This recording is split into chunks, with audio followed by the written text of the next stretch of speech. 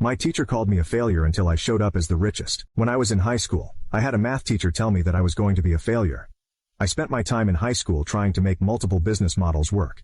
I told my teacher my dreams of owning a business, but she told me I should stop focusing on things that won't benefit me in the future. It never really bothered me until she humiliated me in front of everybody. I was always bad at math and she called on me to answer a math problem. I answered, but my answer was wrong.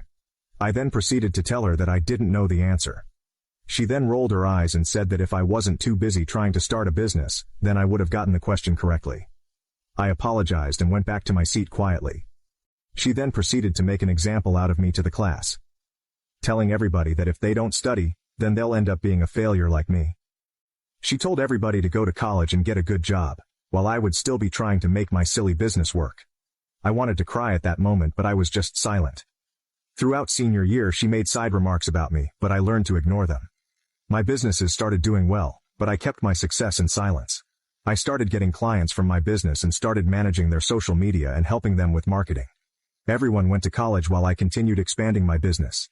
I started coaching other people and buying cars to rent out. By the time I was 20, I had already become a millionaire. I didn't meet that math teacher again until I had to drop off some things for my little brother at the same high school. He had a club meeting after school and asked me to drop off pizza at his meeting. He told me to go to room 12, and to just knock when I arrived. As I knocked on the door, my brother opened it and told me to drop the food on the table. When I said hi to everybody, I turned around and saw my math teacher with 3 other teachers talking to each other. My math teacher and I both made eye contact, and her face lightened up. She asked how I was, and I told her that life was great.